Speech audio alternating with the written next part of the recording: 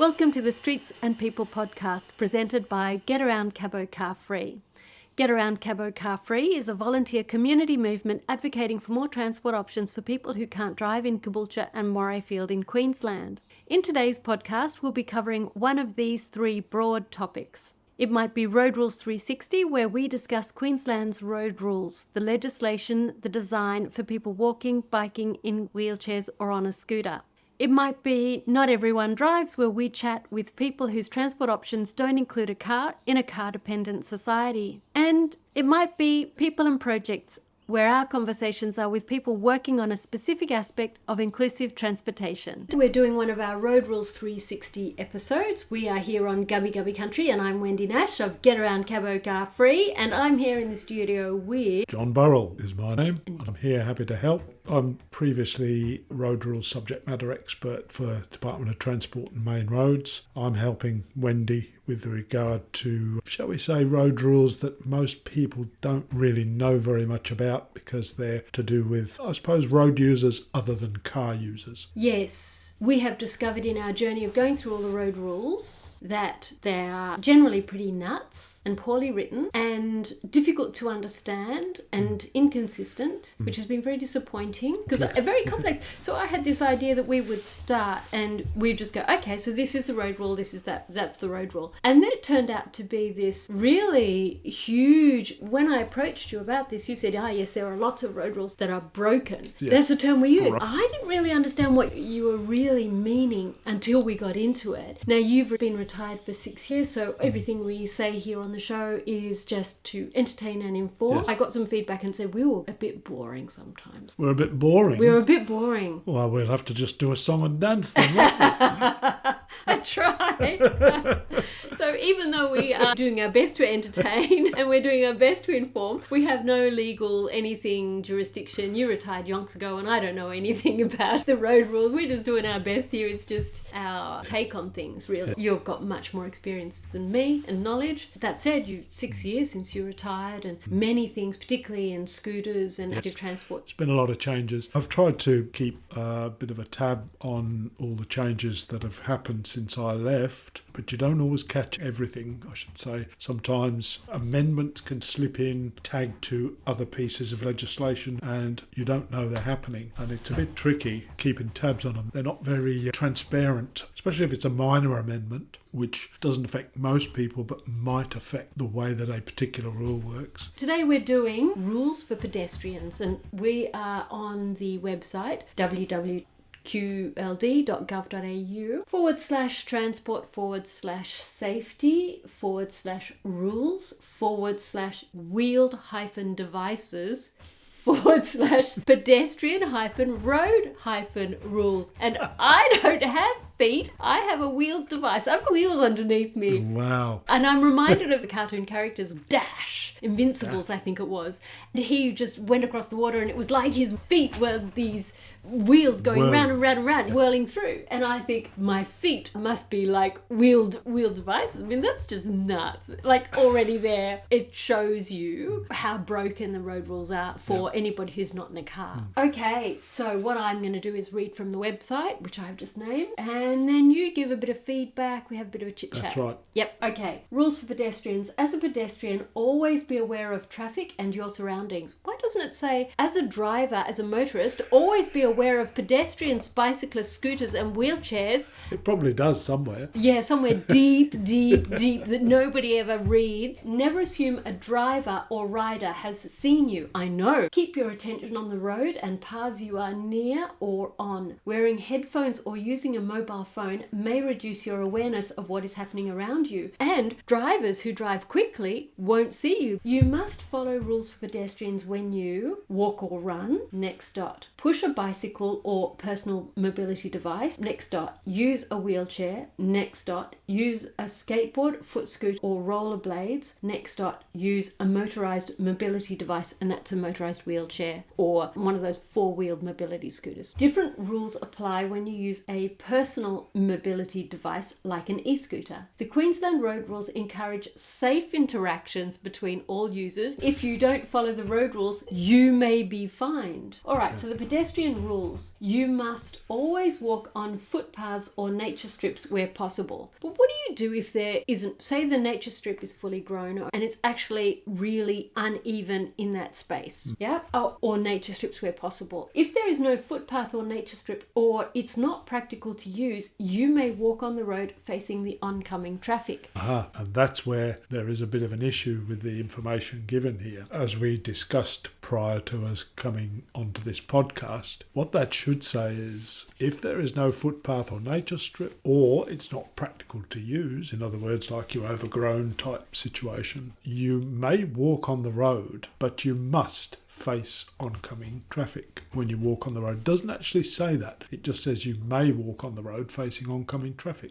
What it should say is if you're facing oncoming traffic, the oncoming traffic should be on the left side of the road. Well, yes. That's right. If you've got somebody in the oncoming traffic on the right-hand side, you are facing the oncoming traffic. I think if you look at the rule, it does say except in a one-way road. In other words, if you're in a one-way road and you want to walk along that road, then this rule apply in such a strict sense. But usually you've got an ordinary two-way road. It's the right-hand side of the road that you should be on, walking along, walking towards the oncoming traffic. But that's not what it says here. It's not. It just says you may walk on the road facing oncoming traffic. Well, if the traffic's in two directions and there's cars coming in both directions, you're facing the oncoming traffic, no matter which side of the road you're on. Like, that's the inconsistency. That just shows you how badly written they are. Okay, if using the road, do not walk alongside more than one other person unless overtaking. It's a bit of a joke, isn't it? And this is literally a direct copy of the rules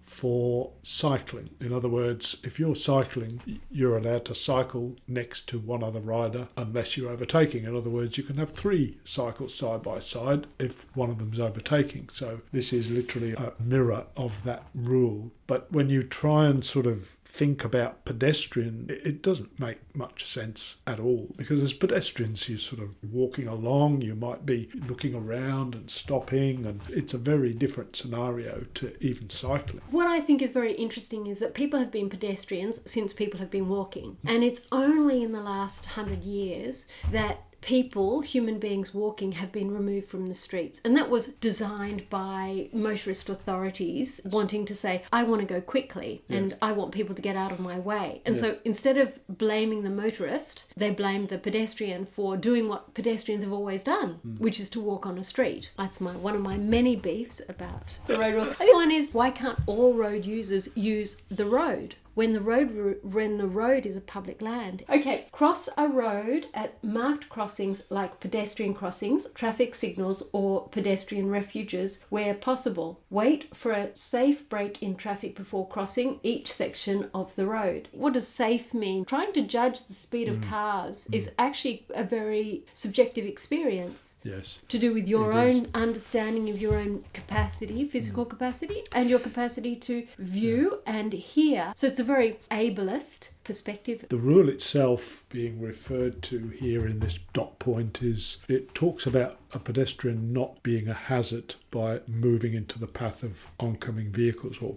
vehicles that are on the road. There is an element of responsibility on the pedestrian to ensure that it's safe for them to cross and that they're not going to force another vehicle to swerve or brake hard because of the action. Yeah, but the chances of the person coming out alive, if somebody is going at some heinous speed, it should be, since the car is actually 1 to 2 tons, maybe even bigger now, the onus should be on the car driver, not the pedestrian. And we have it the other way around. That's right. That's why we have pedestrian crossings and rules about crossing the road in particular places. It's a myth that motorised vehicles or motor vehicles have to give way to pedestrians all the time. It's not the case. We need to change that one instantly, John. Okay, tick the box. Yeah, there we go. Brisbane Times had put up something this morning about how people don't realise they have to give way to pedestrians. When they're turning, it's the usual thing. Yeah, if you're turning into a street, you have to give way to a pedestrian that's crossing that street. And a lot of people don't realise that. A lot of pedestrians have no clue that that's a fact. Well, yeah, because the way the streets are designed is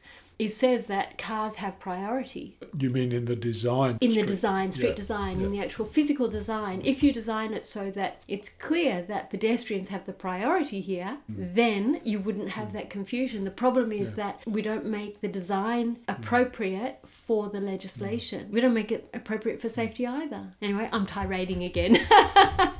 All right. If there is no crossing within 20 metres of you, cross the road by the shortest and safest route. Yes. And that's an interesting one. There's a lot of history to that. I mean, it is an offence to cross within 20 metres of a pedestrian crossing. If there's a pedestrian crossing just a few feet away from you and you try and cross the road not on the crossing, policemen can come along and give you a ticket for that. But by the shortest and safest route, hey? So basically, if you're crossing a road at any kind of a diagonal, so you're not going directly perpendicular at 90 degrees from the curb, then you're committing an offence. Yeah. Anything else to add? Well, I was just tempted to bring out a situation we had many, many years ago. There was a particular district in Queensland that tried to save money on the number of the school crossing supervisors. What they ended up with, they put one crossing supervisor basically smack bang in the middle of an intersection with a strange sign that showed the children's crossing sign from 4 different ways, or 3 different ways sometimes. What the idea was that all of these children could cross diagonally across that road,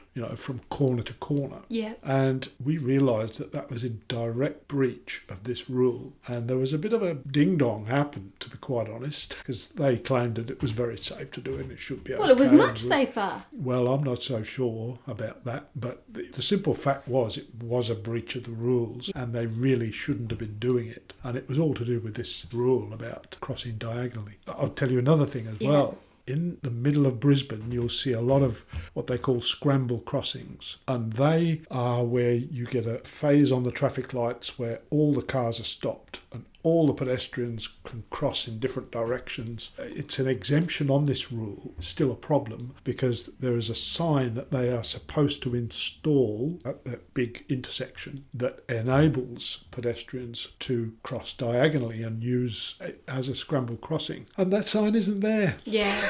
Brisbane City Council have decided, no, we're not going to bother with that sign. So every single person crossing those scramble crossings is doing so in breach of this rule. It's a big joke, it really is. And it's just one of those things, people don't take the rules seriously. Even the authorities don't take the rules seriously. I think that if you stopped all traffic and you allowed pedestrians to cross in any which way, that is heaps safer than the current situation, which is all about flow of cars, not flow of humans. Yes. Those intersections are very heavily trafficked. There's usually a whole heap of pedestrians there. It does make sense. All they needed to do was to put this exemption sign as a sign to create a scramble crossing. And they just, I think what happened was they originally put them up and people nicked them. Yeah, I was going to say, that's probably what the deal is. So they decided, we're not going to put the sign up. Yeah, well, that's probably really true. Okay, so at railway crossings, wait for the green pedestrian signal, boom gate to rise and alarm to stop before crossing. A second train may be approaching. Very clear.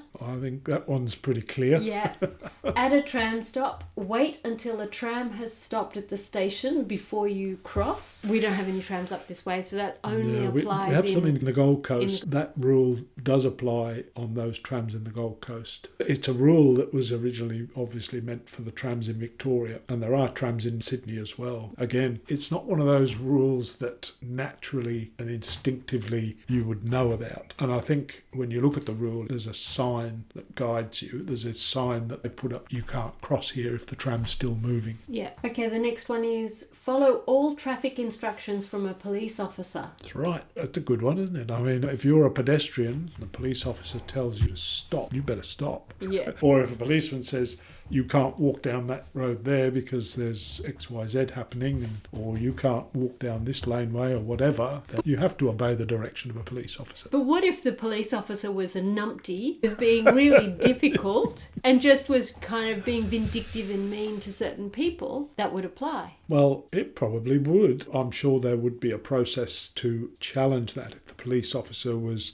not operating in a way that he or she should. Okay. But the police officers do have the power to direct pedestrians. Yeah, okay. So the next one is give way to vehicles at roundabouts. Yes, roundabouts are very pedestrian unfriendly places. They really are, because the rules that generally apply to turning traffic, in other words, if a motor vehicle turning into a street is required to give way to a pedestrian crossing that street, does not apply at a roundabout. So enter roundabouts at your peril. The best road safety advice that they give is cross the road on one of the legs heading into the roundabout rather than at the roundabout itself. It means you've got a longer journey if you want to head somewhere the opposite side of the roundabout. Station Road, I think it's called in Morayfield, on Morayfield Road, and that one is awful. There is actually no safe way for a pedestrian to cross for about 500 metres in one direction, maybe even longer, and about, like, it's just, and it's got a traffic island in the middle. It's awful. It's my Morayfield Road, my most hated road. Okay, so the next dot is obey a no pedestrian sign. Yes, absolutely. If there's a sign there that says no pedestrians, and it is a specific sign, from memory, it's a pedestrian with a line through it, you are not allowed to go there. Yes, that's right. And if we start our bullet points again, you must not, dot 1, cross a road if you are facing a red pedestrian light. Yeah. Next bullet point, cross a road within 20 metres of a pedestrian crossing. You must use the crossing. Yeah. You must not get out of a moving vehicle. Oh, there's a good one for you. You must not cross a railway level crossing when it is not allowed. You must not cause a traffic hazard by moving into the path of a driver. That's one mentioned above there because the two rules interact. Does it say a driver must not cause hazard by moving into the path of the pedestrian? Well, that's not a rule. Yeah, exactly. And what about when it's a bicyclist? Well, they would be classed as traffic. So if you stepped out as a pedestrian and a cyclist has to brake hard or swerve to avoid you, then you breach this rule. Yeah, but a driver should have to give way, should not be a hazard to the cyclists. And is that the case? Well, it depends where the cyclist is crossing the road. If the cyclist is just crossing the road anywhere, then the cyclist is required to not be a hazard by moving into. In fact, there are other rules that capture that. I want to know why a car driver, motorist, isn't required to not be a hazard to a cyclist or a pedestrian or a motorised anything. Yes. You're asking the wrong person, Wendy. All right, so the next one, you must not walk along or fail to give way when crossing a dedicated path for bicycles and wheeled devices when the path displays a bicycle path only sign. This is a very interesting one. In fact, pedestrians are not allowed on bicycle paths at all. There are some paths around, and there's not all that many of them, but there are some where bicycles are exclusively allowed to be on that particular path and pedestrians are not. And if you are, for example, on another path that crosses a bicycle path, then obviously you can't cross that path without giving heed to any cyclists that might be coming along. So try and look after everybody, but again, I'm not so sure. All right, so the next section is how to use crossings, pedestrian crossings. To use a pedestrian crossing, stand at the edge of the crossing. Wait until the traffic has come to a complete stop before walking or wheeling across to the other side of the road. If you need to cross more than one lane, be sure that all approaching traffic has seen you. Anything to add, John? People used to say, well, I was on the crossing and the car didn't stop. We used to use it as a maxim that if you have put one foot on the crossing, then you own that crossing. It is yours, and any vehicles that are coming along are in that situation required to give way to you. Now, it's very interesting to see the difference between this heading, which is just ordinary pedestrian crossings, and the next one that we're coming to, which is children's crossings. Children's crossings. Children's crossings operate only when the red children crossing flags are displayed. They are designed to help children cross the road safely near schools. To use a children's crossing, dot 1, wait on the side of the road for the supervisor to walk out onto the crossing with a red stop sign. Dot 2, do not start to cross until the traffic has stopped and the crossing supervisor has blown a whistle.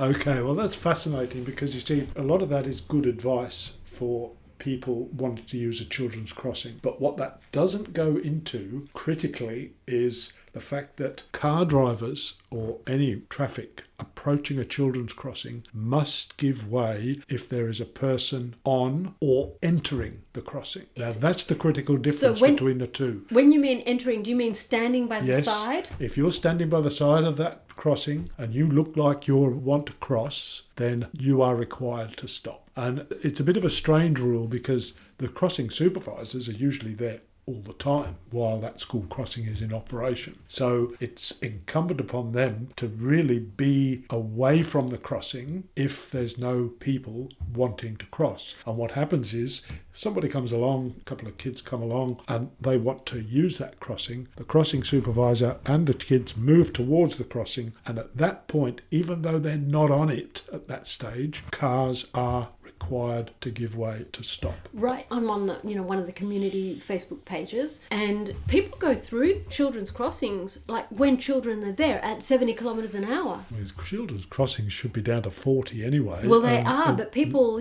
I'll do what I like because I'm a car, because all the road rules and all the street design. You need to get some policemen on site. I think we should have speed cameras. Speed cameras on all of those, and that would sort out that one pretty pronto, I think. Yeah. The only problem with that is it would have to be a speed camera that is in conjunction or somehow tied into the school zone times. Because there must be a timing device. All that is you put in a little timer I like would I do on my prefer garden hose. the presence of a real policeman standing there, pointing his finger, issuing a ticket. A bit expensive. I can imagine it's not going to. The budget might not allow that. Which says, what do we value about our children? How interested are we in children's safety? You could probably. Well, it's true. I mean, I think there's a lot more that the authorities could do to make kids safe around schools. But oftentimes, you would have more than one offence. You would have more than one ticket to give out. I think the police would have a ball if they were, catching some of these people that breach the laws around children's crossings. I still think that if you just had a speed camera, then that would really shift things in a big way. That would just nip that one in the bud. I actually think they should put red light cameras and speed cameras sort of kind of around the whole of Queensland, because if you do that, then you actually start to show people that there's a carrot and a stick. Pedestrian crossings at traffic lights. To use a pedestrian crossing that is controlled by a push button, this is also known as the beg button. Please may I cross the road? I have to wait here for 5 minutes while all the cars give me 5 seconds to cross. Look for the guidance stickers on the traffic signal pole near the push button. That's the one with the big macho guy in his 1950s kind of shoulder pads and big suit.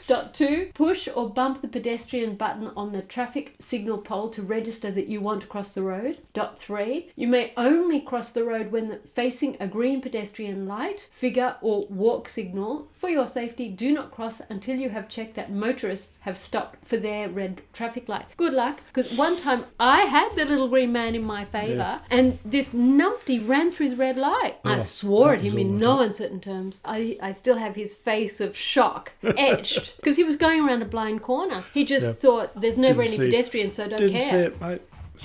But don't care as well, If a red pedestrian light, figure or don't walk signal appears after you have started to cross, you must finish crossing the road without delay. Some intersections have pedestrian countdown timers installed. These count down the time remaining during the don't walk signal to tell you how long you have to safely finish crossing the road. I have found out that it's 5 seconds you get of little green man. That's the minimum. 5. And 5 seconds. So that's enough for you to go, well, okay, I better start. So if you're on the wrong side of, say, a T-junction, and if you have a disability, if you're a senior, if you're somebody with a slow gait, if you're somebody with a couple of little kids, it's just rubbish. We have to get that one changed. But the countdown numbers, I think, are extremely good. And I think there's some research to show that they really do benefit. But I think they start at about 15 seconds or 16. So once that countdown starts, you can see exactly how long you've got to safely cross the road. So if you're, young, fit and agile, even when it might be counting down and it's got to 5, or whatever, you can run across. You Yeah. can get across. Yeah. Whereas obviously, if you're not so young, old and decrepit like me, you wouldn't bother. All trying right. to- So say you're a kid, maybe 8 years old. Yep. It's now the case that those bonnets are so high on cars that a driver can easily miss them. And I think that's part of the reason why pedestrian deaths, those big ones, are now 4 times more likely to kill a pedestrian than a little car. And that just shows you the problem. And I saw a heinous one this morning. Anyway, don't get me started. You must not start to cross the road when facing a flashing or solid red pedestrian light, figure, or don't walk signal. All right, audio tactile buttons. Most pedestrian push buttons are now an audio tactile type to assist people with a disability, presumably Blind a vision people, disability. These push buttons make a slow beeping sound to assist in locating the button. The beeping sound changes to a faster beeping sound to indicate when it is safe to cross the road. The buttons indicate an up arrow, which helps people with vision impairment to determine the crossing angle and direction. The arrow also vibrates to help hearing impaired people. Read more about automated pedestrian crossing signals at intersections. So that's it. Anything to add out of that? Because we've come up to the end of time anyway, so we'll close it out. I think so. I think if you're a pedestrian in a busy street, then watch out, because a lot of the rules favour the car driver rather than yourself.